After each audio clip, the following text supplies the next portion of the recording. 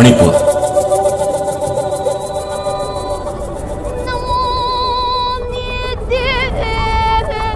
एक राज्य,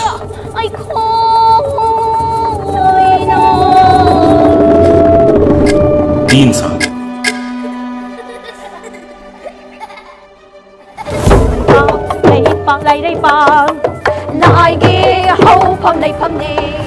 तीन समुदाय,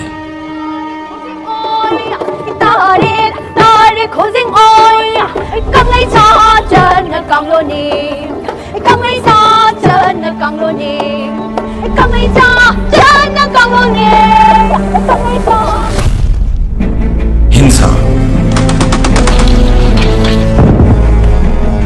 250 से ज्यादा मौतें, 3 of our religious leaders were massacred point blank. 10,000 से ज्यादा घर राख, As I imagined that night, it was horrifying. I can literally see my neighbor house were already burned down.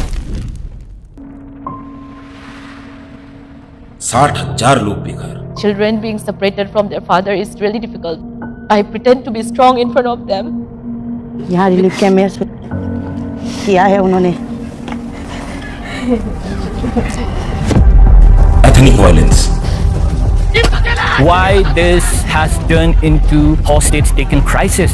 आपको ये जो हरे टीन की जो बिल्डिंग दिख रही है, फिलहाल यहाँ पे 14 कुकी हॉस्टेज यहाँ पे हैं। Any harm on our people? I think a major concern would be on your hand. It will be on your blood. drugs, I myself, I injected him the drugs. After a few minutes, he passed away. insurgency, If they come to this place, we're ready to fight it. They just say we are holding arms. 3 साल लंबी रुदाली जो कि दिल्ली की दहलीज तक आते आते दम तोड़ देती है। जो मणिपुर का बेटी और लोग हैं, ये हम इंडिया नहीं है क्या? बेटी को पढ़ाओ बोलता है, मगर हमारा बेटी लोग तो जिंदा जिंदा मर रहा है यहाँ मणिपुर में। Manipur, a song of sorrow।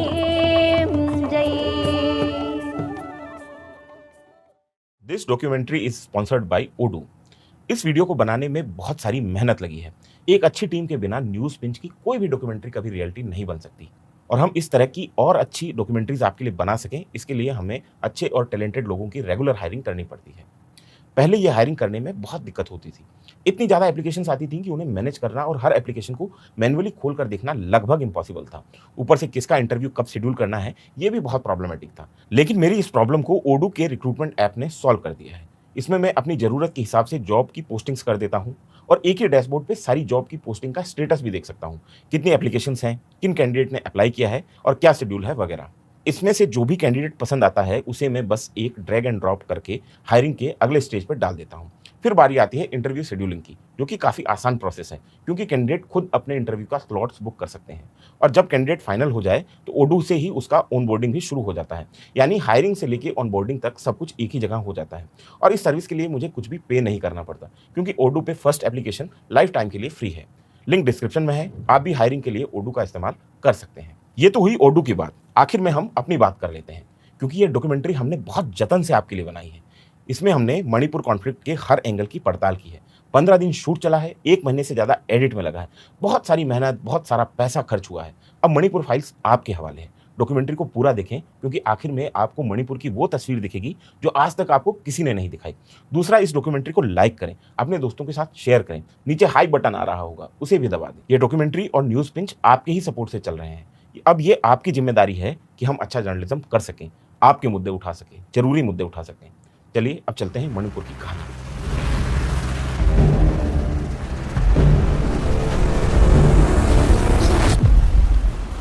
दूसरे विश्व युद्ध में जापानी जनरलों ने इंफाल घाटी को नया नाम दिया, तकाने नो हाना, मतलब बहुत ऊंचा लगा हुआ बहुत सुंदर फूल। सामान्य तौर पे जापानी इस फ्रेज का इस्तेमाल ऐसी दिलकश चीज के लिए करते हैं जिसे हासिल न किया जा सकता हो।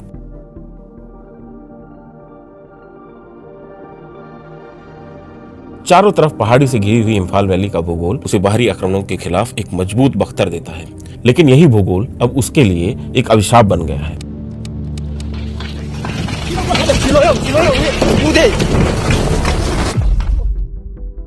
मणिपुर की कहानी किसी मांझे सी उलझी हुई है। इसकी पहली गिरह है इसका भूगोल।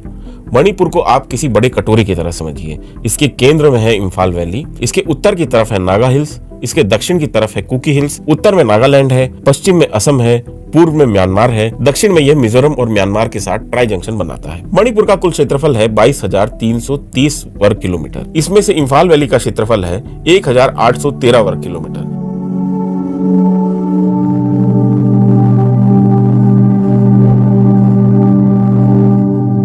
मणिपुर का टोटल एरिया है उसको दो भागों में डिवाइड कर सकते हैं। पहला भाग हो गया वैली का रीजन और दूसरा एरिया हो गया हिल रीजन, जो कि वैली के चारों तरफ है। तो ये लगभग 90% वहां का एरिया बनाता है।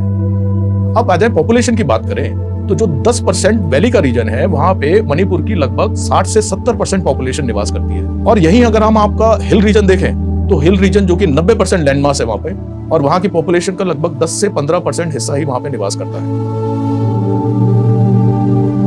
आबादी और जमीन के बीच का यह गैर बराबर बंटवारा मणिपुर के तनाव की जड़ में है। The people of the hills, the people of the valleys, they come from different ethnic groups.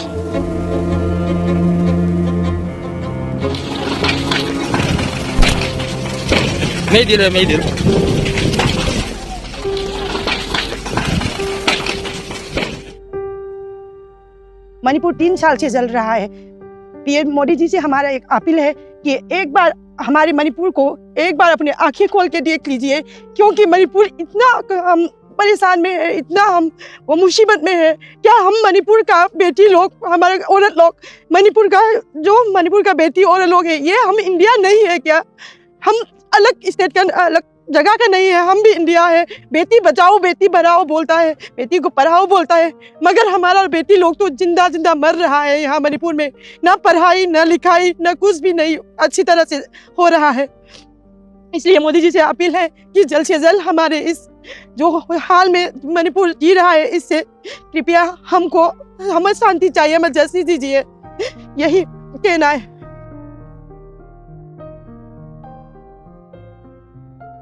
Manipur में कुकी मेतई विवाद की जड़ में 1960 का एक कानून है, Manipur land revenue and land reforms act 1960। इस एक्ट के तहत इम्फाल वैली में रहने वाले मैती समुदाय को हिल एरिया में जमीन खरीदने से रोक दिया गया, जबकि हिल एरिया में रहने वाले कुकी और नागा समुदाय के लोग इम्फाल वैली में जमीन खरीद सकते थे। मैतेई समाज का तर्क है कि ब्रिटिश दौर में उन्हें एक ट्राइबल या आदिवासी समाज का दर्जा हासिल था, लेकिन आजाद भारत में उनसे आदिवासी समाज का दर्जा छीन लिया गया। इसके चलते वो सिर्फ इम्फाल वैली में सिकुड़ कर रह गए हैं। वहां पे जो कुकी और नागा ट्राइब्स है उनको शेड्यूल ट्राइब्स का दर्जा मिला हुआ है, मैती ट्राइब को शेड्यूल ट्राइब का दर्जा नहीं मिला हुआ।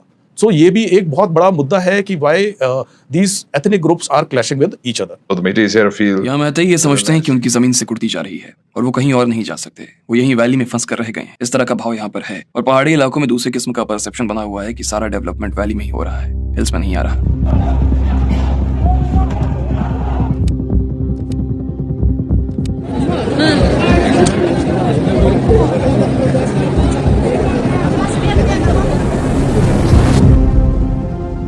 The rally was happening everywhere. हर जगह रैली हो रही थी। नागा रैली निकाल रहे थे, कुकी रैली निकाल रहे थे, हिल्स की पूरी आबादी रैली निकाल रही थी, लेकिन झमेला सिर्फ कुकियों के साथ ही हुआ। मेरे हिसाब से इसकी वजह है कि कुकी, जैसा कि मैंने शुरू में बताया, काफी ज्यादा सेंसिटिव हैं। वो फोर्स इवैक्यूएशन और दूसरी कई वजहों से पहले से ही टारगेटेड महसूस कर रहे थे। इसके बाद बॉर्डर पार से आए इलीगल इमिग्रेंट्स का मुद्दा भी गर्म था।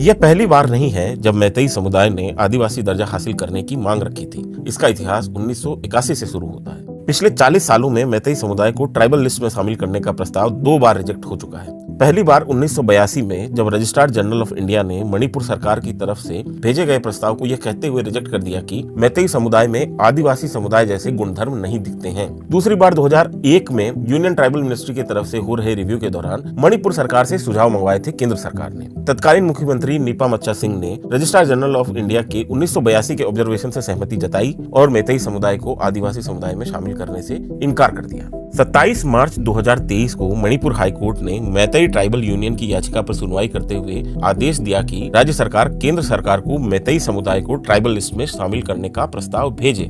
लेकिन राज्य सरकार द्वारा प्रस्ताव भेजने भर से कोई समुदाय ट्राइबल लिस्ट में शामिल नहीं हो जाता। Registrar general, national tribal commission, cabinet, संसद और आखिर में राष्ट्रपति की मुहर लगनी जरूरी है। यह एक लंबा प्रोसेस है।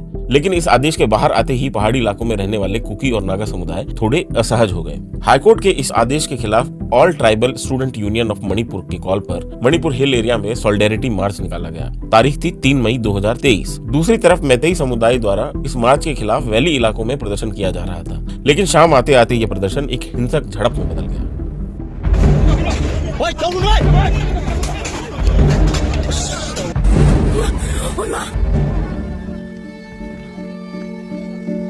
On that particular day, 3 मई के दिन वाइस प्रेसिडेंट की मणिपुर इज्जत थी। सभी सिक्योरिटी पर्सनल्स उसमें एंगेज थे। प्रशासन को या तो सभी लोगों को रैली पोस्टपोन करने के लिए कहना चाहिए था या फिर रैली पर रोक के आदेश लाने चाहिए थे ताकि रैली आगे हो सके। और स्टेट इंटेलिजेंस फेलियर, उन्हें समझ जाना चाहिए था कि ऐसा कोई ट्रबल हो सकता है। अगर इस पूरी घटना में शुरुआती चिंगारी नहीं लगती तो मुझे लगता है कि घटना इतनी ज्यादा नहीं बढ़ती। I don't think the trouble would have happened.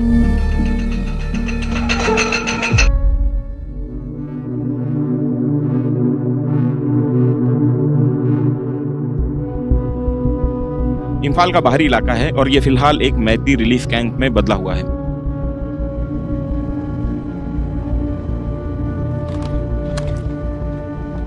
तीन साल से लोग जो कि हिंसा के शिकार रहे, इस पूरी हिंसा की मणिपुर की, वो यहाँ पे रह रहे हैं, रिलीफ कैंप में रह रहे हैं। अपने घर लौट नहीं सकते क्योंकि वहां पे अगर लौटेंगे तो उनके ऊपर हमला होने का खतरा है। कुछ लोगों के पर्सनल लॉसेस हैं, कुछ लोगों का घर छूटा हुआ है।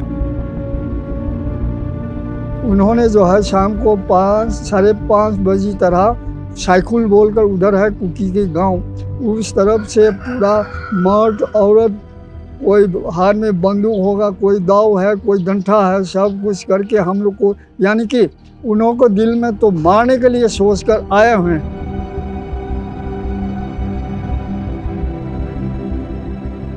हम लोग कुछ नहीं कर पाया, न कुछ बोल पाया है। अपने अपने जान बचाने के लिए सब कुछ अपना अपना, जैसे पंछी अपने गुड़ से खोर से उड़कर चले जाता है, इसी तरह हम लोग अपने अपने जान बचाने के लिए कहाँ कभी कहाँ इधर उधर पूरा भागते भागते चले गया। मेरा तो दिल यही है, मेरा माँ पिता को फोटो टांगे थे। पैसा तो हम कमा सकता है, काम करके पैसा 1-2 पैसा कम भी मिले तब भी मिलेगा ना हमको, लेकिन मेरा माँ और पिताजी का घर में टांगा हुआ फोटो, मेरा माँ पिता का फोटो, वो अभी कहाँ से मिलेगा।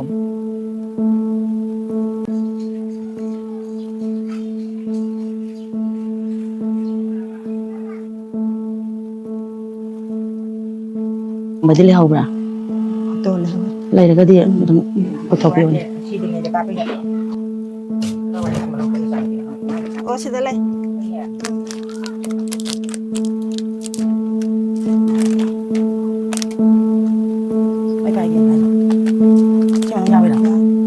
हाट में को कुकी लोगों ने उनका बस्ती के घर को सब जलाया। 4-5 घर जलाने के बाद उनका भी घर जला दिया। वो देकर वो डर के मारे सब कुछ अपना वो कपड़ा जो पहना हुआ था वही पहन के जैसे तैसे उनका जान बच जाए ये सोच के वहाँ से भाग के निकला है। कोसाम बोमेट की कहानी किसी त्रासदी से कम नहीं है। मई 2023 में हुई हिंसा के चलते उनका घर बार जला दिया गया। दर दर की ठोकर खाते हुए वे इम्फाल के इस रिलीफ कैंप में पहुंचे।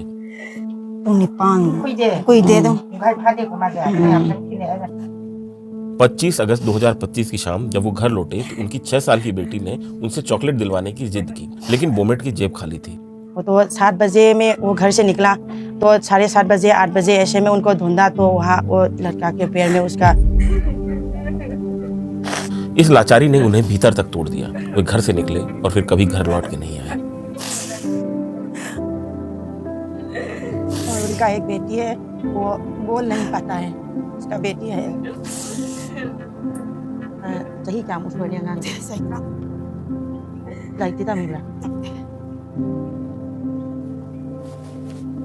ऐसा नहीं है कि हिंसा की मार सिर्फ मैतेई समुदाय पर ही पड़ी हो, कुकी समुदाय भी इसी पीड़ा से गुजर रहा है। Sadly, on the 3rd of May 2000. Sadly, 3 मई 2023 को कुकी जो कम्युनिटी जिसका मेजोरिटेरियन कम्युनिटी मैतेई के साथ बहुत सुंदर और निकट का संबंध रहा है, जिनके बीच पहले कभी कोई विवाद नहीं था। लेकिन आप बस इमेजिन कीजिए कि 3 मई 2023 को एक ख़ास समुदाय का मेजर परसिक्यूशन शुरू हो जाता है।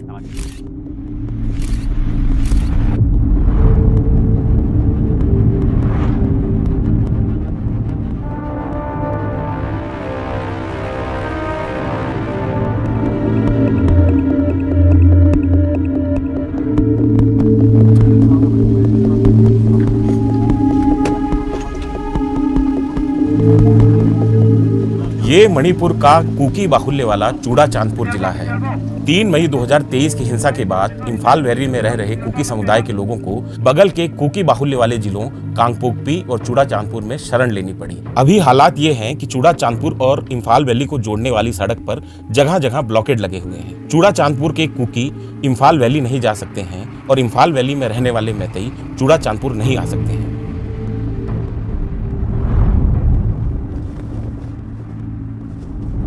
Somebody I know. मैं किसी शख्स को जानता था जिसकी शादी कुकी महिला से हुई थी। उसने मुझे कॉल किया। उसने मुझे बताया कि एक जगह घर चल रहे हैं। तो मैं जल्दी से बाहर गया, लेकिन गलत पते पहुंचा। मैंने लोगों से पूछा, यहाँ तक कि उस समय तक पुलिस को भी नहीं पता था कि इम्फाल में कोई घटना हुई है। फिर मैंने फायर ब्रिगेड की एक ट्रक देखी। मैंने उसका पीछा किया। वहां पर 2 कार चल रही थी, एक्चुअली जल चुकी थी। और फिर अगले दिन हर जगह कोहराम मचा हुआ था। It was mayhem everywhere.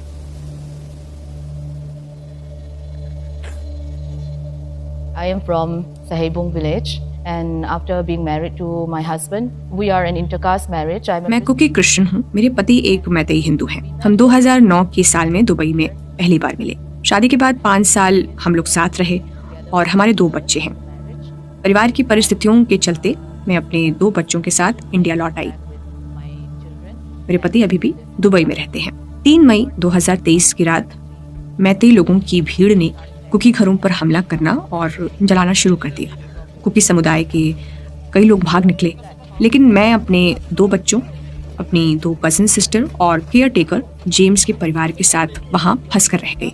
हम लोग उस समय वहां से भाग निकलने में कामयाब नहीं हो सके। इस बीच जेम्स घर की पहली मंजिल पर थे और हालात पर निगाह रखे हुए थे। इस बीच जेम्स की वाइफ भागती हुई मेरे पास आकर बोली, दीदी आप जेम्स को कॉल करो, वो मेरा कॉल नहीं उठा रहे। पहले मैंने अपने बच्चों को बुलाया। मेरे दोनों बच्चे बुरी तरह से डरे हुए थे और रो रहे थे। मेरी दोनों बहनें कांप रही थी, वो बेचैन थी। हम लोग उस समय बहुत असहाय महसूस कर रहे थे और सिर्फ एक चीज मेरे दिमाग में उस वक्त घूम रही थी कि मैं एक कुकी की बेटी हूँ, मेरे अंदर कुकी का खून बह रहा है। मैं दुश्मन मैतेई के हाथों नहीं मारी जाऊंगी। मैंने अपने बच्चों को अपनी तरफ खींचा और कहा, 3 की गिनती पर मैं कहूंगी भागो और हम सब भागना शुरू कर देंगे। वो बहुत भयानक रात थी। आज भी मैं उस रात को याद करके सिहर जाती हूँ। मेरे घर की पहली मंजिल से मैं ये देख सकती थी कि मेरे पड़ोस का घर जला दिया गया है। फिर मुझे जेम्स और उसकी पत्नी मैरी का भी कोई पता नहीं चल पा रहा था। इस समय तक मेन रोड पर बने सभी घरों को आग के हवाले कर दिया गया था। हम दूर से सिलेंडर के फटने की आवाज सुन सकते थे। आसमान में चारों तरफ धुआं छाया हुआ था। वो रात सच में बहुत ज्यादा डरावनी थी।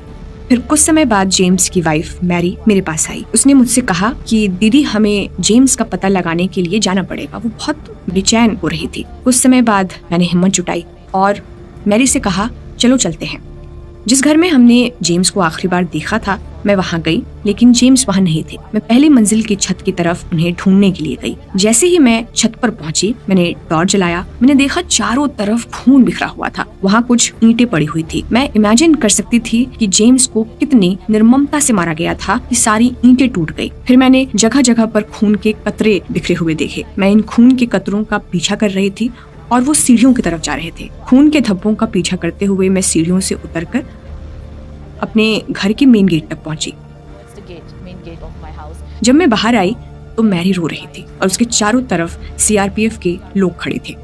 उसको ना हिंदी या इंग्लिश बोलने आती थी और वो इतना डरी हुई थी कि कुछ बोल भी नहीं पा रही थी, क्योंकि वही सबसे पहले छत पर गई थी। सुरक्षा बलों के जवानों ने मुझसे पूछा, क्योंकि मैरी उन्हें कुछ भी बता नहीं पा रही थी। We asked her, she didn't tell us क्या हुआ। Then I said that इसका husband missing है और वहाँ पे मेरा घर में इतना खून पड़ा हुआ है। Then the army guys, वो कैसा दिखता है, दुबला सा, पतला सा, and I said हाँ, और वो एक black half pant भी पहना है, I said. Then they guessed it. हाँ, हम जब पेट्रोलिंग में आया तो हम एक लड़का को देखा था रास्ते पे पड़ा हुआ है, तो हम वो उसको उठा के सीधा हॉस्पिटल में लेके गया फॉर इमरजेंसी। जेम्स को नहीं बचाया जा सका। हालात इतने खराब थे कि जेम्स के परिवार को जेम्स के अंतिम संस्कार के लिए इम्फाल की मोर्चरी से शव हासिल करने में महीनों लग गए। दिसंबर 2025 में मेरे बच्चों के पिता दुबई से गुवाहाटी आए थे। हम सब गुवाहाटी में मिले। हम लोगों ने 4 दिन का वक्त साथ में बिताया। इसके बाद क्योंकि मेरे ससुर क्रिटिकल कंडीशन में थे और उनकी सर्जरी होनी थी, तो मेरे पति को इम्फाल के लिए निकलना पड़ा। फिर मेरे पति अपने बूढ़े माँ बाप का इलाज करवाने में बिजी हो गए। मेरे पति और बच्चे सिर्फ 4 दिन एक साथ रह पाए। बच्चों को पिता से बिछड़ता देखना बहुत मुश्किल है। मेरे लिए मैं समझती हूँ कि हमारी सिचुएशन बहुत अच्छी नहीं है, हमारा रिलेशनशिप पहले जितना अच्छा नहीं है, लेकिन बच्चों को पिता से बिछड़ता देखना बहुत मुश्किल है। अब वो लोग मिल नहीं सकते, वो लोग एक दूसरे को मिस करते हैं। मेरे बच्चे बेतहाशा रो रहे थे। उन्हें नहीं पता आगे क्या होगा, वो अपने पापा से फिर कब मिलेंगे। मैं उनके सामने मजबूत होने का नाटक करती रहती हूँ।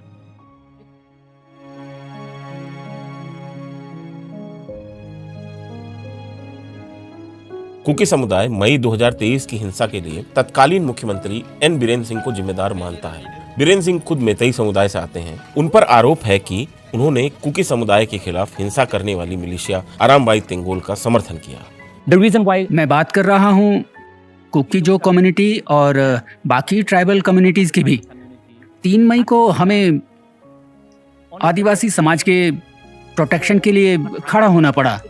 ये एक ट्राइबल सॉलिडेरिटी मूवमेंट था, लेकिन ऐसा क्यों हुआ कि एक कम्युनिटी को निशाना बनाया गया? ये वाकई दुखद था। इमेजिन कीजिए एक सीएम, एक चीफ मिनिस्टर, जिसको संवैधानिक लोकतंत्र के अंदर सभी लोगों का सीएम होना चाहिए था, लेकिन वो सिर्फ एक कम्युनिटी का सीएम बनकर रह गया और इसीलिए कुकी जो कम्युनिटी को अपने लिए सेपरेट एडमिनिस्ट्रेशन की डिमांड करनी पड़ी।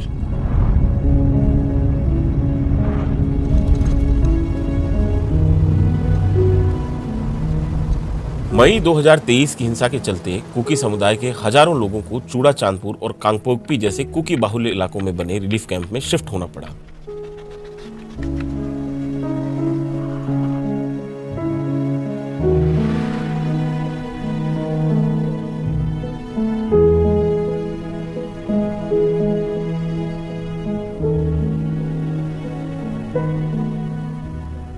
पिछले 3 साल से ये लोग अपने घर लौटने की राह देख रहे हैं, लेकिन इनके साथ घटी हिंसा के निशान अब भी साफ देखे जा सकते हैं।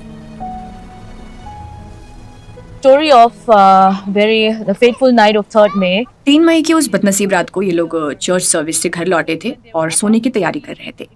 ये रात का वक्त था, तभी सभी लोगों ने चिल्लाना शुरू कर दिया, हमें भागना पड़ेगा, हमें भागना पड़ेगा। दुश्मन मैतेई हमारे गांव पर धावा बोलने के लिए आ गए हैं।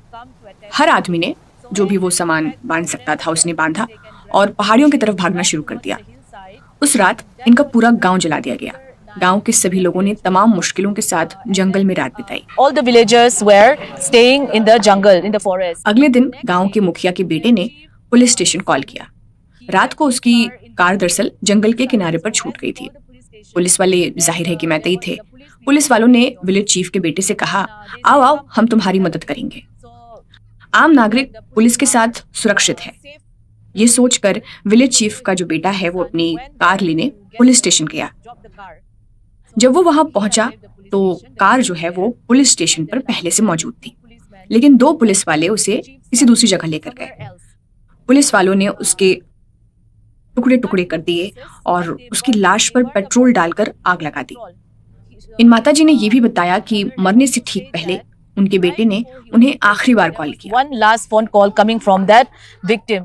इनके बेटे ने कहा कि माँ अब मुझे कॉल मत करना, क्योंकि ये आखिरी बार है जब हम बात कर रहे हैं, इसके बाद वो मुझे मार डालेंगे। Because they are going to kill me.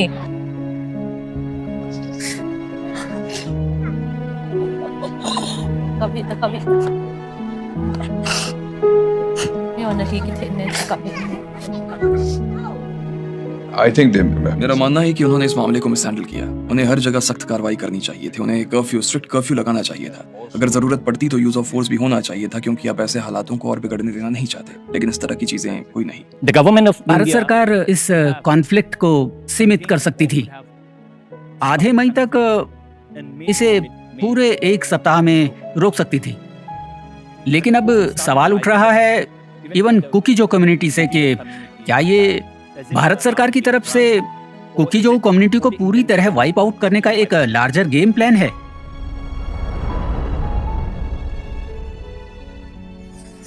Manipur में 3 साल से चल रही हिंसा में अब एक नया मोर्चा खुल गया है। अब तक इस कॉन्फ्लिक्ट से दूर रहा नागा समुदाय अब कुकी समुदाय के खिलाफ हिंसक संघर्ष में उलझता दिखाई दे रहा है। पूरी कहानी की शुरुआत होती है एक छोटे से गांव लिटान से।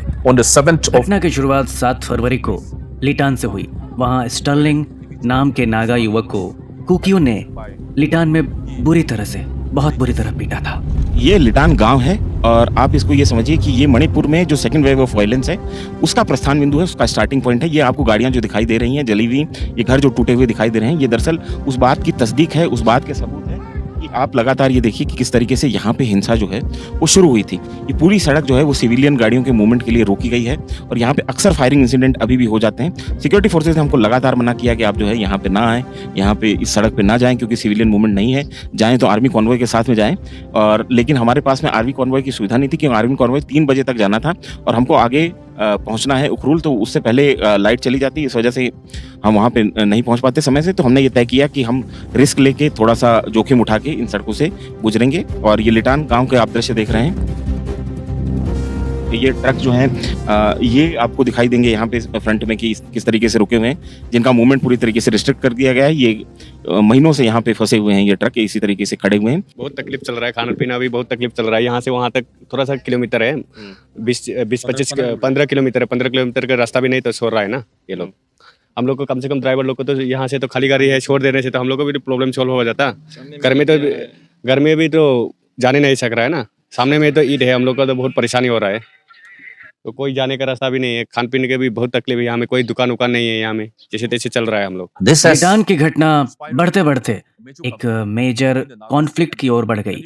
आप देखेंगे तो वहां दूसरे कुकी सेटलमेंट नहीं है। नेशनल हाईवे 202 पर आपको कोई डोमिनेशन नहीं मिलेगा। अब मणिपुर समझिए तो मणिपुर में जो हिली एरिया है वहाँ पे कुकी और नागा समुदाय जो है, एक गांव नागा एक गांव कुकी, इस तरीके से बसावट रही है कि ऐसा नहीं है कि पूरा इलाका जो है, कुछ इलाकों में ऐसा है कि कम्प्लीटली एक समुदाय का डोमिनेंस है, लेकिन बहुत सारे इलाके ऐसे हैं जहाँ पे आधा टाउन जो है वहाँ पे कुकी भी हैं, नागा भी हैं। तो इस किस्म की स्थिति है यहाँ पे मणिपुर में बसावट की।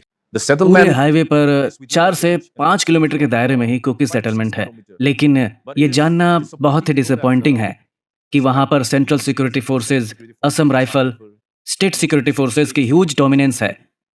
इसके बावजूद मणिपुर के लोग, खास तौर पर उखरुल, कामजोंग के लोग एक vital important lifeline national highway 202 का उपयोग नहीं कर सकते हैं। इस सड़क पे हम जा रहे हैं, यहाँ पे कोई भी सिविलियन गाड़ी जो है उसको अलाउ नहीं किया है फोर्सेस ने, क्योंकि यहाँ पे अक्सर जो है फायरिंग के इंसिडेंट हो जाते हैं। कई जगहों पे स्नाइपर शॉट के भी खबरें जो हैं हमको मीडिया में सुनने को मिली हैं कि इस हाईवे से जो गाड़ी जा रही थी उस पर स्नाइपर से शॉट लिया गया। तो एक तरीके से आप समझ लीजिए कि हम जान हथेली पे लेके इस सड़क पे रवाना है, ये दिखाने के लिए जो है न्यूज पिंच यहाँ पे मणिपुर में है और ये सड़कें हम बहुत रिस्क ले रहे हैं।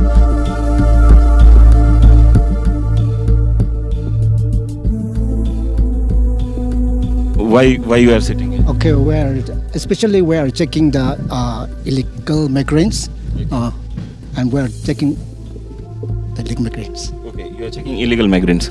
What kind of illegal migrants? Nowadays, most of the Guki, these narcotic migrants are going from Burma to this Manipur, and so we are checking that.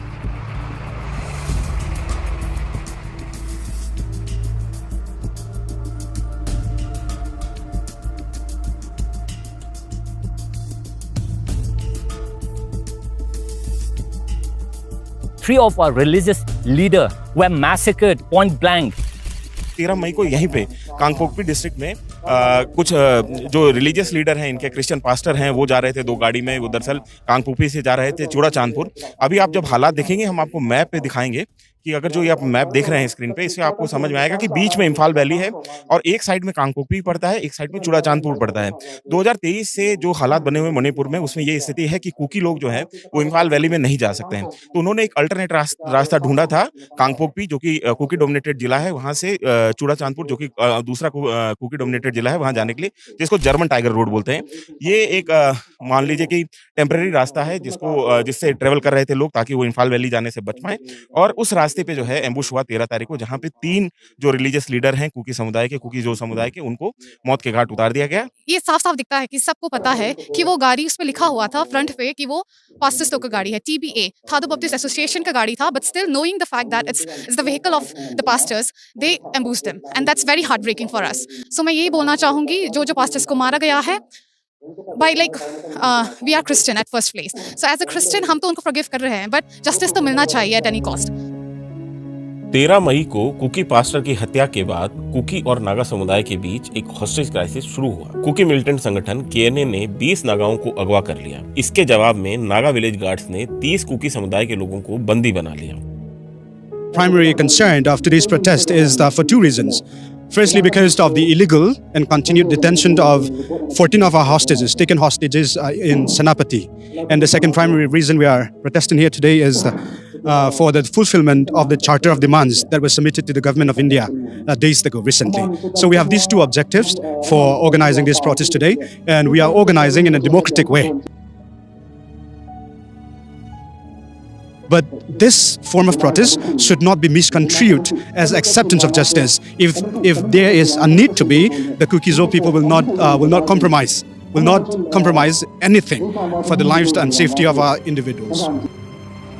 सरकार की दखल के चलते दोनों समुदायों ने 14 हॉस्टेज छोड़ दिए। नागा विलेज गार्ड्स ने मेडिकल ग्राउंड पे 2 और हॉस्टेज को छोड़ दिया। Naga's village guard has released 1 minor and 1 person's adult who has a medical issue. ऐसे में 6 नागा KNA की कैद में रहे और 14 कुकियों को नागाओं ने बंधक बना के रखा हुआ था। Yes, currently 6 Naga brothers were still captive, and sadly, and it is also an alarming concern for the entire Nagas that the state security, state machinery could not establish the whereabouts of the 6 Naga brothers who were being held captive, hostages by the Kukis. ये welcome to मोयांगखांग village लिखा हुआ है, थांगल नागा। और आप ये समझिए कि मेरे पीछे जो डिस्ट्रिक्ट है, जो जस्ट पीछे की तरफ ऋषि थोड़ा सा घुमा के दिखाएंगे, तो यहाँ से तकरीबन आधा किलोमीटर दूर जो है एक कुकी चेक पोस्ट लगा हुआ है, कुकी चेकिंग पॉइंट है, जहाँ पे KSO कुकी स्टूडेंट ऑर्गेनाइजेशन के लोग ब्लॉकेट लगा के खड़े हैं। इस वजह से आपको ये रोड पूरी खाली दिखाई दे रही होगी।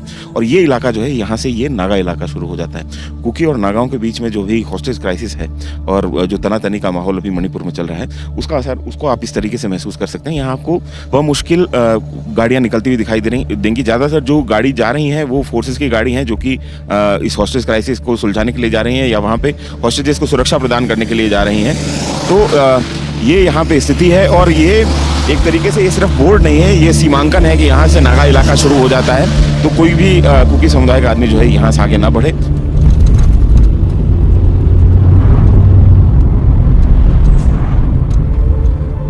न्यूज़ पिंच फिलहाल खड़ा हुआ है मणिपुर के सेनापति डिस्ट्रिक्ट में। आपको ये जो हरे टीन की जो बिल्डिंग दिख रही है, इसको होना तो कायदे से था कि ये बैडमिंटन का इंडोर कोर्ट होता, लेकिन फिलहाल यहाँ पे कुकी हॉस्टेज जो हैं वो रखे हुए हैं। 14 कुकी हॉस्टेज यहाँ पे हैं और यहाँ पे आप देख रहे हैं कि सिक्योरिटी फोर्सेज को जो पर्सनल है वो बाहर खड़े हुए हैं। वो उनकी जिम्मेदारी ये है कि 14 अंदर हॉस्टेजेस हैं उनकी सुरक्षा करें कि कम से कम जो है उनके ऊपर कोई तशद्दुद नहीं हो। बार बार दोनों तरफ से ये शक जताया जा रहा है कि हमारे जो हॉस्टेज रखे गए हैं, जो नागा ये कह रहे हैं जो कुकियों ने हमारे हॉस्टेज 6 रखे हुए हैं, दरअसल उन्होंने 6 लोगों की हत्या कर दी है। Any harm on our people, I think a major conflict would be on your hand. It will be on your blood. A month after being abducted during the Naga Kuki hostage crisis, 6 Naga men were found dead in Manipur. Naga Kuki समुदाय के बीच 1 महीने तक चले hostage crisis का खूनी अंत हुआ। 5 जून को यूनाइटेड नागा काउंसिल की मध्यस्थता के बाद नागा विलेज गार्ड्स ने 14 कुकी हॉस्टेज को रिहा कर दिया। इसके अगले ही दिन खबर आई कि 6 नागा हॉस्टेज के सड़े गले शव बरामद किए गए हैं। इस खबर ने पूरे कॉन्फ्लिक्ट को फिर से हिंसक बना दिया। 5 जून को कांगपोकपी जिले में नागा मिलिटेंट्स ने एक कुकी गांव पे हमला किया। घर जलाए गए, 3 लोगों को मार डाला गया। इसके बाद 11 जून के रोज कामजोंग जिले के कुलतुह गांव को निशाना बनाया गया। 7 घर जलाए गए और कुकी समुदाय के 2 लोगों को मौत के घाट उतार दिया गया।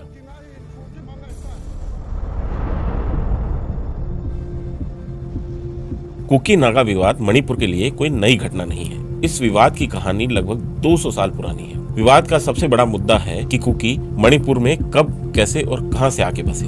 कुकी चिन मिजो जो एक बड़ा समुदाय है जो कि बांग्लादेश के चटगांव हिल्स, म्यांमार के चिन हिल्स, भारत के मिजोरम और मणिपुर के इलाकों में बसा हुआ है। लेकिन मणिपुर में कुकी के बाहरी होने के विवाद के पीछे एक ब्रिटिश पॉलिटिकल एजेंट का हाथ है। ब्रिटिशर्स ने ट्रीटी ऑफ याडाम्बो के बाद से मणिपुर को कंट्रोल करना शुरू कर दिया था, जो कि वर्मा राजा के साथ हुई थी। मणिपुर महाराज गंभीर सिंह मणिपुर से 7 साल तक भगोड़े रहे। फिर ब्रिटिशर्स सपोर्ट के जरिए उन्होंने फिर से इम्फाल वैली पर कब्जा किया। इम्फाल वैली महाराज की सीट बनी। इसके बाद ब्रिटिशर्स ने कुछ समुदायों, खास तौर पर कुकियों को इम्फाल वैली के बाहरी किनारे पर बसाना शुरू कर दिया था, जिसके जरिए ताकि बाद में वो राजा की रक्षा कर सके और अपना प्रशासन है वो चला सके। कहानी शुरू होती है 1844 में। म्यांमार के चिन और लुसाई हिल्स के इलाके में कुकियों का एक कबीला सुकते बहुत मजबूती से उभर रहा था। उसने दूसरे कबीलों को उत्तर की तरफ धकेलना शुरू किया।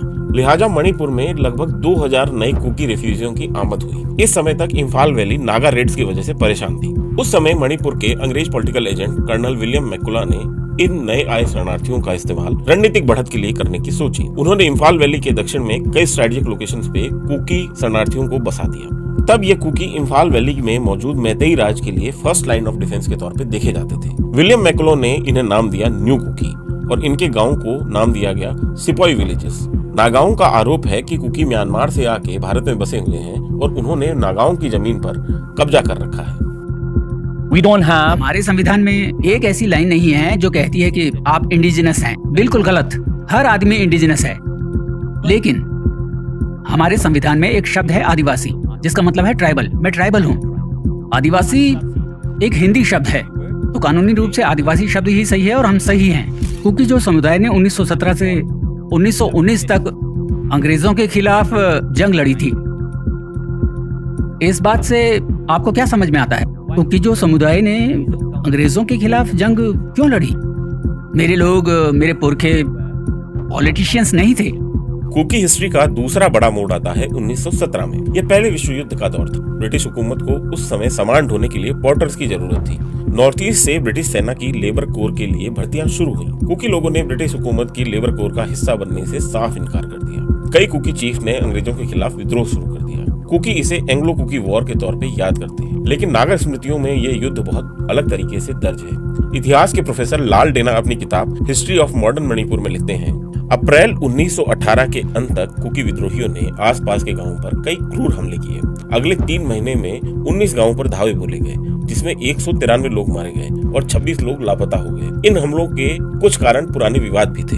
अक्टूबर 1918 में 20 कबुई नागा गांवों पे हमला किया गया और उन्हें जला दिया गया, जिसमें 85 से अधिक लोगों की जान चली गई। ये हमले मुख्य रूप से लाइयांग गांव के प्रमुख टिंडोंग द्वारा करवाए गए थे, जिसने नदजांग के कुकी गांव पर कबुई नागाओं के हमले के प्रतिशोध में कबुई नागाओं के खिलाफ युद्ध की घोषणा कर रखी थी। ब्रिटिश दौर में पड़ी यह गांठ आजादी के बाद भी जारी रही।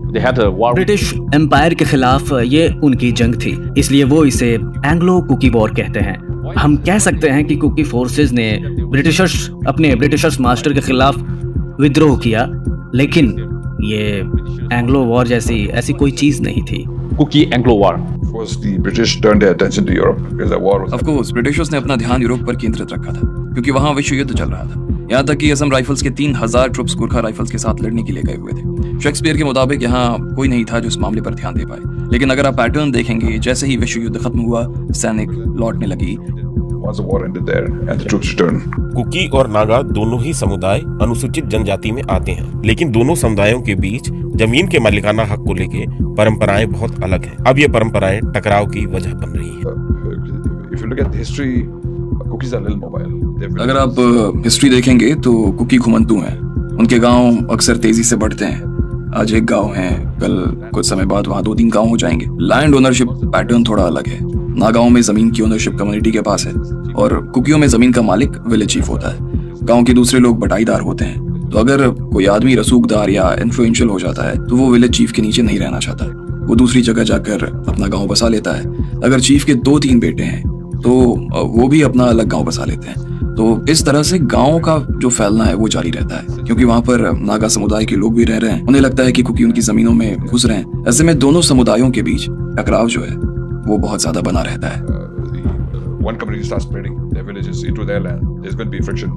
नागा और कुकियों के बीच सबसे हिंसक दौर था साल 1992 से 1997 तक। 5 साल चले हिंसा की इस दौर की शुरुआत एक किडनैपिंग से हुई थी। अप्रैल 1992 चंदेल जिले का मुरेह कस्बा। यह कस्बा भारत और म्यांमार के बीच का बॉर्डर टाउन है, व्यापार और स्मगलिंग का मेजर रूट। यहाँ एक कुकी युवक अगवा हो जाता है। अगले दिन उसकी लाश आसपास के जंगल में मिलती है। कुकी सिविल सोसाइटी संगठन आरोप लगाते हैं नागा उग्रवादियों पर। इस घटना के अगले दिन कुकी स्टूडेंट ऑर्गेनाइजेशन या केएसओ एक क्विट नोटिस जारी करता है। इसमें नागाओं को मुरेह खाली करने के लिए 24 घंटे का समय दिया जाता है। सितंबर 1992 में कुकी वर्ल्ड डिक्लेरेशन कमेटी एक नोटिस जारी करके बाकायदा नागाओं के खिलाफ जंग की घोषणा कर देती है। दूसरी तरफ यूनाइटेड नागा काउंसिल भी 1972 के बाद नागा इलाकों में बसे कुकी समुदाय के लोगों को घर खाली करने के लिए 24 घंटे का समय देती है। यहाँ से शुरू हुआ हिंसा और प्रतिहिंसा का दौर अगले 5 साल तक चलता रहा। इसमें कुल 470 कुकी और 207 नागा मारे गए, हजारों बेघर हुए, 2870 कुकी और 2582 नागा घर जला दिए गए।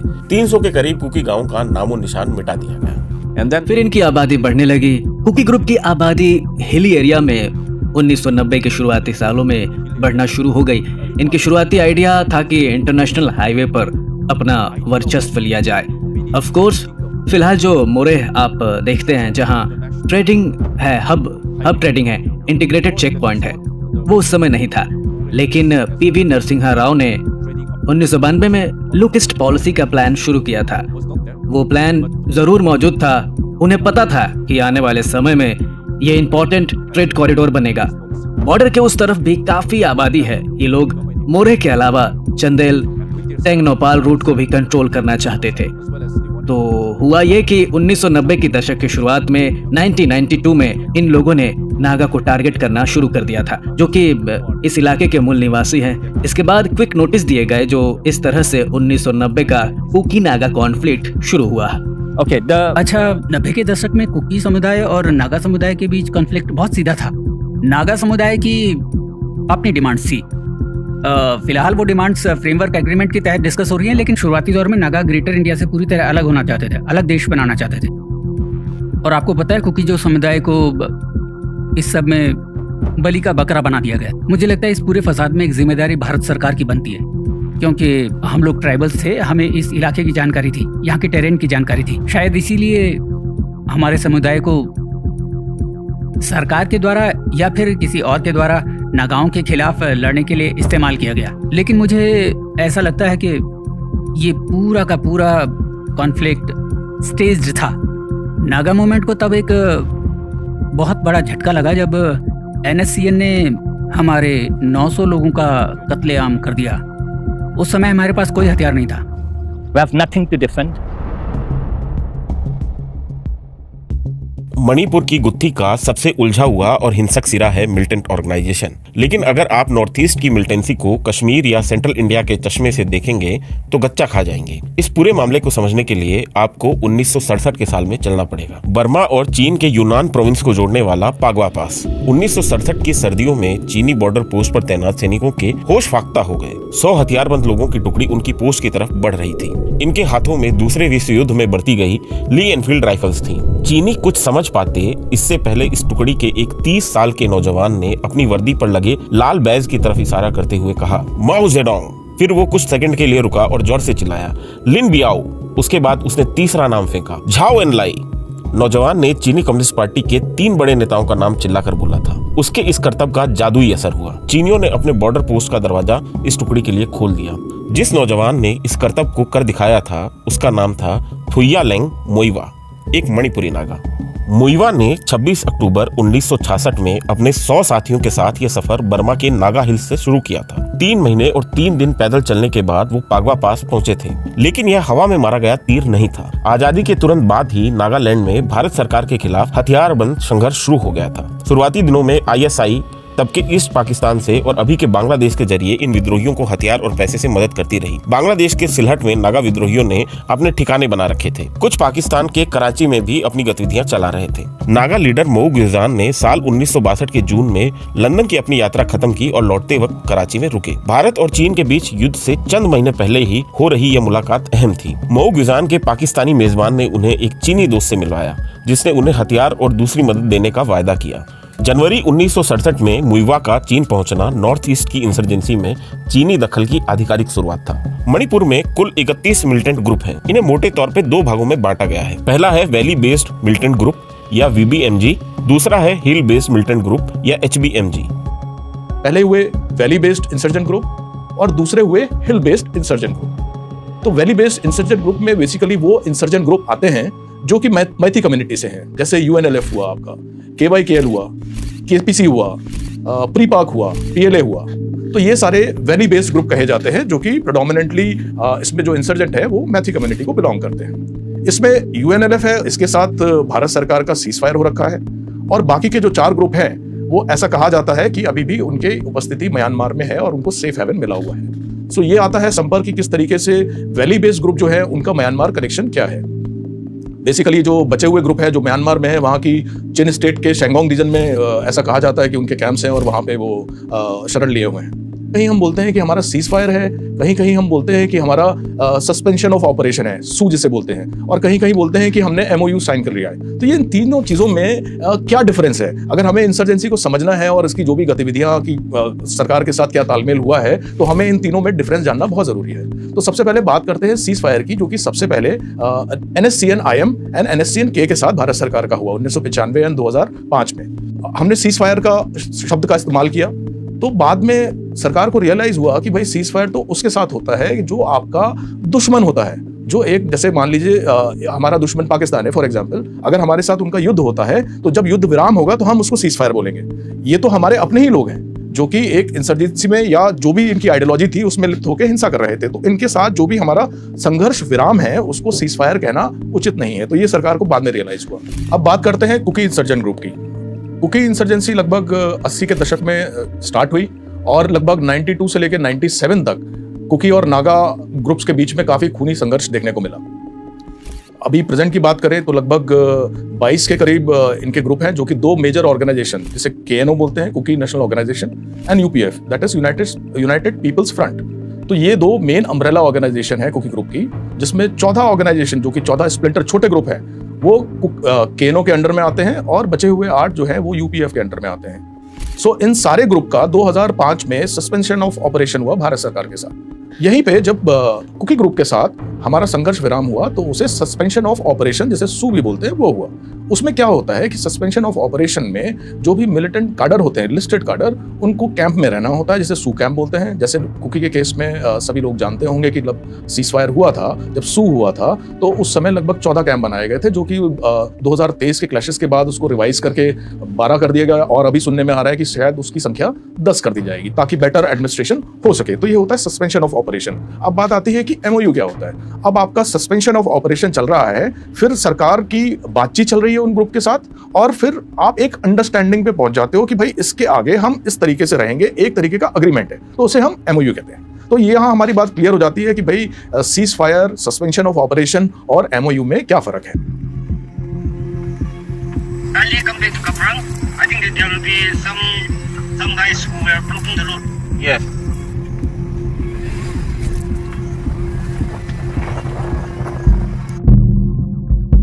ये जो समुदाय है यहाँ पे, उनका रेवोल्यूशनरी आर्मी का कैंप है। Moses, they call me Moses Nzomi.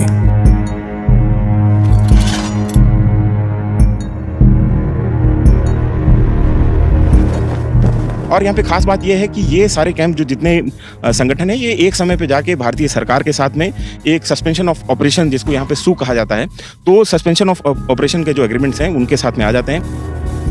We sign to MHA in 2008. And before that, before signing with the Ministry of Defense, we are to work together with the Indian Army. और भारत सरकार इनको इस किस्म के camp लगा के देती है, इस किस्म के कैंप बना के देती है। यहाँ पे इनके इंसर्जेंट जो गुरिल्ला हैं वो यहाँ पे रहते हैं और एक कैंप में, और यहाँ पे ये भी व्यवस्था है कि हर महीने जो भी डिस्ट्रिक्ट का सुपरिटेंडेंट ऑफ पुलिस होता है, एसपी होता है, वो एक बार यहाँ पे इस कैंप का मुआयना करता है, इनके हथियार देखता है, और यहाँ पे ये जो गुरिल्ला फाइटर्स इस पूरे के पूरे इंसर्जेंट ग्रुप के हैं वो यहाँ पे मौजूद हैं कि नहीं। First weapon you hold, what was the weapon? 16, M1. We call it M16.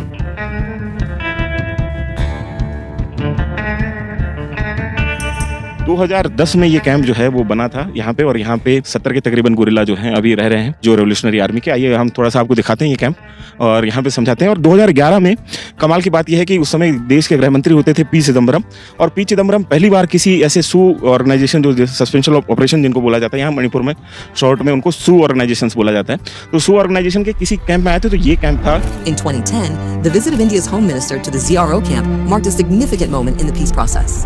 वो देश के पहले गृह मंत्री थे जो किसी भी सू ऑर्गेनाइजेशन के कैंप में जाके उन्होंने विजिट किया था, तो ये उनका नाम यहाँ पे छपा हुआ है। और जैसे जैसे ये नाम फेड होता जा रहा है, क्योंकि फोटो तो पूरी तरीके से गायब हो चुकी है, नाम जिस तरीके से फेड होता जा रहा है, इनका ये कहना है, यहाँ पे रहने वाले जो गुरिल्ला हैं, यहाँ पे जो इनके कमांडर हैं, उनका कहना है कि सेंट्रल गवर्नमेंट ने जो प्रोमिस किए थे, जो हमारे साथ वायदे किए थे, वो भी इसी तरीके से धुमिल होते जा रहे हैं, धुंधले होते जा रहे हैं। We expect to govern ourselves. We want that one. We fight that one. And without completing those things, what we demanded, we cannot surrender our arms.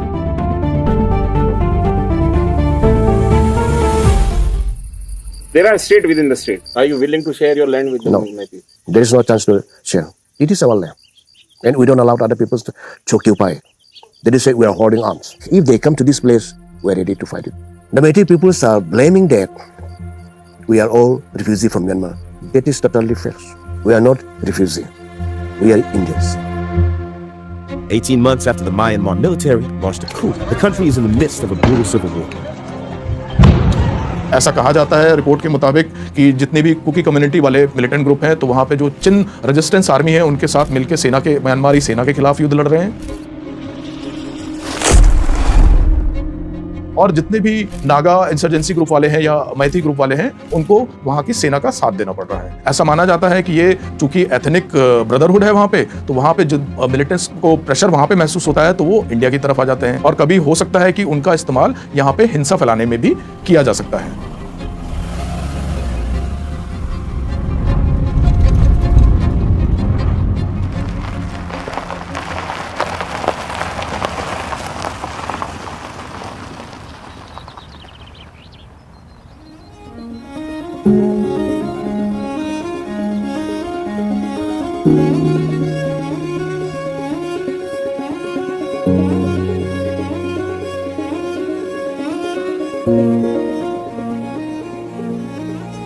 My village, Jaro, is situated in the extreme corner of Kamjong district, bordering to Myanmar. On 7th May of this month, GNAB and BDF militants from Burma, they came and attacked our village. After they started shooting, they came to my village and they started burning all the houses. In total, it has burned down 22 houses into ashes, and most of the houses were being dropped.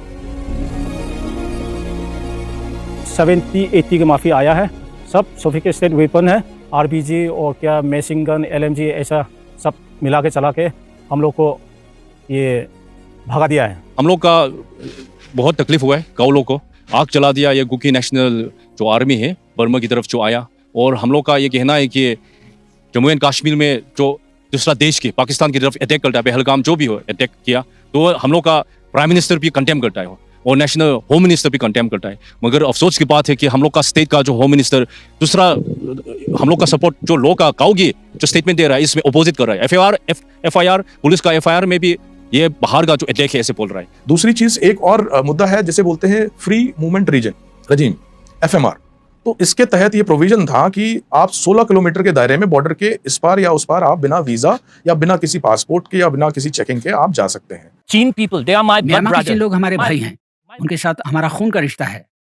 कल्पना कीजिए ऐसे partition की जिसमें आपका आधा घर Burma में और आधा भारत में बांट दिया गया हो। इसीलिए उस समय की सरकार ने माना कि कुकी-जो कम्युनिटी सीमा के दोनों तरफ रहती है और ऐसे में डायरेक्ट इंटरनेशनल बॉर्डर बनाने की जगह एक फ्री मूवमेंट रिजीम की व्यवस्था रखी गई। इसका मतलब मैं उस तरफ जा सकता हूँ और अपनी मान्यताएं और परंपराएं निभा सकता हूँ। इसी वजह से एफएमआर बना। पाकिस्तान या कश्मीर मुद्दे की तरह हमारा बॉर्डर सख्त नहीं है। हमारा बॉर्डर अरेंजमेंट लिबरल रखा गया है और इसीलिए हमारे पर कई इल्जाम लगते रहे हैं। म्यांमार और भारत के बॉर्डर के गांव मिलिटेंट संगठनों के लिए रणनीतिक तौर पे महत्वपूर्ण है। बॉर्डर पे आवाजाही की कोई खास रोक टोक नहीं है। ऐसे में बॉर्डर के गांव मिलिटेंट ग्रुप्स के लिए ट्रांजिट पॉइंट का काम करते हैं। मिलिटेंट ग्रुप के लिए ये गांव हथियार और राशन की सप्लाई लाइन का महत्वपूर्ण हिस्सा है। चोरों को क्रॉस करके जब हम भारत म्यांमार सीमा के आखिरी चोर काका ट्रेड सेंटर पहुंचे तो हमें यहाँ NSCN के कार्डर घूमते हुए दिखाई दिए। NSCN IM के साथ भारत सरकार का सीज फायर एग्रीमेंट है। इस हिसाब से NSCN IM के कार्डर अपने कैंप के बाहर हथियार लेके नहीं घूम सकते। इस वजह से ये कार्डर कैमरे पे आने से बचते रहे। इस NSCN कार्डर ने हमें बताया कि आसपास के 4 गाँव की सुरक्षा के लिए करीब 100 हथियारबंद कार्डर तैनात किए गए हैं। ये गांव की सुरक्षा का पहला घेरा है। दूसरा घेरा है village guards. You're from this village or you're from? No, I'm from Kangpat village. Okay. How far your village is from here? Not too far. Not too far. How many kilometers? 15 to 20 kilometers. 20 kilometers. So you come here every day in the night? Yes, we stay here. We got here. You stay here. How many days you are staying here? It's been 1 week. It's been 1 week. And we can we see your this thing? This is your weapon. This is 12 bore single shot rifle. Yes, and these are the cartridge. And what is inside this? Yeah, I got some. Okay. My Brush and all. Okay. My bullets. Okay. This is your water bottle, and these are your bullets. Okay. And what is inside it? My phone. Phone. Okay. And you do have any bulletproof plate inside it? No, you don't have. This is just pouch. Yes. Okay. So you are carrying this pouch and you are guarding these villages. ये स्थिति है यहाँ पे। ये जो नौजवान हैं ये आसपास के गांव के हैं और ये वॉलंटरली इनका कहना है यहाँ पे आए। सबके पास लाइसेंस वेपन है। दरअसल हो क्या रहा है, इन इलाकों में बहुत सारे लोगों के लिए के पास शिकार के लिए वेपन्स है, लाइसेंस वेपन है। और जिन भी घरों में लाइसेंस वेपन है उनके लड़के, उनके बच्चे, उनके या वो घर के जो पुरुष हैं वो रात को ये जो 3 गाँव हैं जहाँ पे बॉर्डर पे जहाँ पे इंसिडेंट हुए 3 नागा गाँव हैं उनकी सुरक्षा के लिए तैनात रहते हैं। रात भर यहाँ पे रात में भी ड्यूटी होती है, दिन में भी ड्यूटी होती है।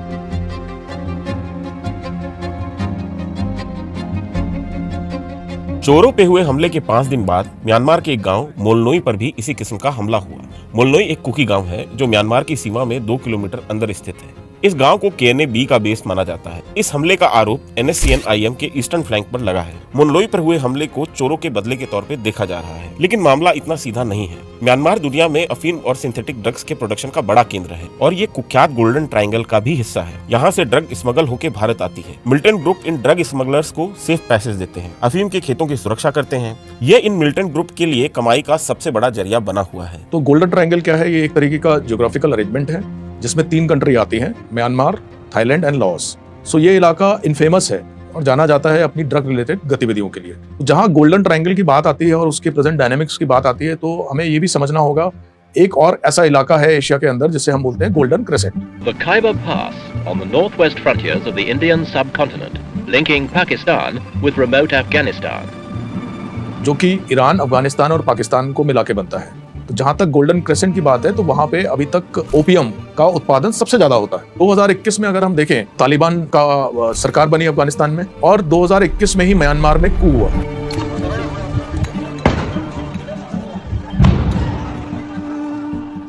तो एक तरफ तालिबान ने जहां तक स्टैंड लिया कि वो ओपियम की खेती बंद करेंगे, तो वहीं अगर हम देखें आंकड़ों से अगर हम एनालाइज करें तो हम पाते हैं कि 2021 से लेके अभी तक म्यांमार वाले रीजन में, that is in golden triangle, जो ओपियम की खेती है वो लगभग कई गुना बढ़ी है। तो जाहिर सी बात है कि जहां पे रूट खुला हुआ है, जहां पे एथनिक डिवाइड है, जहां पे लॉ एंड ऑर्डर सिचुएशन इतनी अच्छी नहीं है, तो वो उसी रूट का इस्तेमाल करें।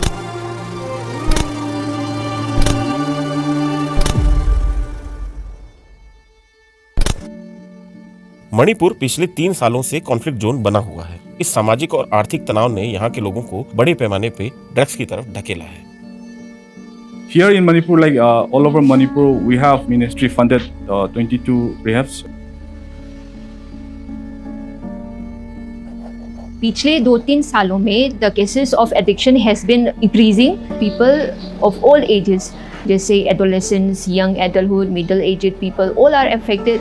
All can be affected, and The cases has been increasing in the last 2-3 years. How old you were? I was like 16. 16. तो वो कैसे यूज किया, क्या स्टोरी है उसका? The first time when I tried heroin, it was like on Christmas Day. My friends were together staying at my home. So one of my friends, they bought the heroin and we started. He was an addict and he introduced us to heroin. So we, after he told me that, okay, do you want to try? I said yes. Okay, that's a man I can try. So we like 4 or 5 of my friends we tried together. After that, I continuously started using it for more than 11 years. Peer pressure, ये social instability और कहीं जाने में फिर लोगों के साथ social support, social cycle जो stable होना चाहिए वो disturb होने की वजह से people fall into this kind of drug abuse होता है. It's very easy to find heroin in Manipur. Like I got more than 6-7 contacts in my. I got 6-7 suppliers in my contact. The excess of the drug uses is really becoming rapidly higher these days because the quantity and the quality of drug is really much more higher, compared with other states. The substance they get from this one Myanmar is really easily available out here.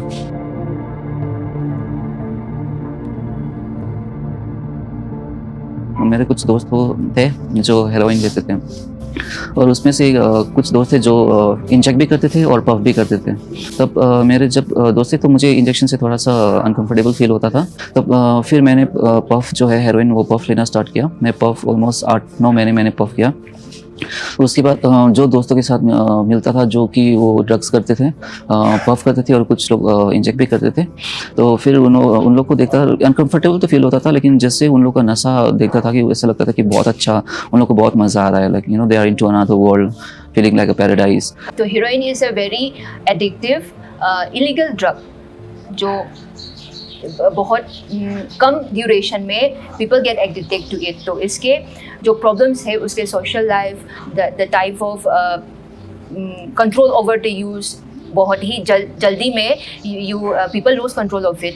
फिर risky factors बहुत सारे आते हैं. फिर health condition बहुत withdrawal symptoms, health condition बहुत दिखने को मिलती है इसमें, because it's very destructive kind of drug. They can communicate a lot of diseases, namely HIV. So India में मणिपुर में क्या बाकी इंडिया से केसेस ज़्यादा हैं HIV के? The HIV affected cases in Manipur, it is 0.8% of the total population, while in all of India it is 0.2%, which is 4 times more than the rest of the India. How you realize that I should de-addict from that? Like it was last year on September, my dad passed away. After that, I took a commitment that I will stop using heroin. So it's been more than like 7-8 months I have been staying clean from drugs. Scar is still on me. The scar is still on my hand. Any incident you regret most? Incident? Yes. You did something and you are high. Now you regret. If you want to share, there is no pressure. Like the most the regretful one is like making my best friend pass away because of me. He was high, but still I give him another shot, I myself injected him the drugs. He was still high, I know it, but he was still asking me, so I just gave it, and he was on the spot. He got overdose, and after a few minutes he passed away. That because of me, that incident that I regret the most. तो आखिर में मणिपुर के हिस्से में क्या आया? इतिहास में हुआ रक्तपात और वर्तमान में हुए कत्लो गारत की सारी मज्जा मणिपुर अपने माथे पे ढो रहा है. मणिपुर पिछले 3 सालों से अथाह पीड़ा में है, और अगर अभी इसे नहीं समझ पाए तो ऐसे समझिए कि 3 भाइयों का आपस में भयंकर झगड़ा चल रहा है. लकीरें खून से खींची जा चुकी हैं. दिल्ली वाला नोएडा नहीं जा सकता, नोएडा वाला गाजियाबाद और गाजियाबाद वाला दिल्ली. ये उदाहरण था. मगर सवाल है कि इस पूरे कॉन्फ्लिक्ट में दिल्ली कहाँ है? बीजेपी की राज्य सरकार तो हिंसा की शुरुआत के साथ ही फेल हो गई थी, लेकिन मणिपुर के लोगों को दिल्ली से इंसाफ की उम्मीद थी. अब यह उम्मीद भी दम तोड़ चुकी है. दिल्ली की ताकतवर सरकार यहाँ बीते 3 सालों में शांति स्थापित नहीं कर पाई। इस पूरी हिंसा के दौरान प्रधानमंत्री मोदी सिर्फ एक बार मणिपुर गए। गृहमंत्री अमित शाह का एक आधिकारिक और एक चुनावी दौरा हुआ, लेकिन नतीजा सिफर ही रहा और ज्यादातर मौकों पर आई केंद्र सरकार की चुप्पी ने जख्मों को कुरीदने का ही काम किया है। नक्सलवाद का खात्मा अगर मोदी सरकार और गृहमंत्री अमित शाह की सबसे बड़ी उपलब्धि है, तो मणिपुर की हिंसा सबसे बड़ा फेल्योर क्यों ना कहा जाए।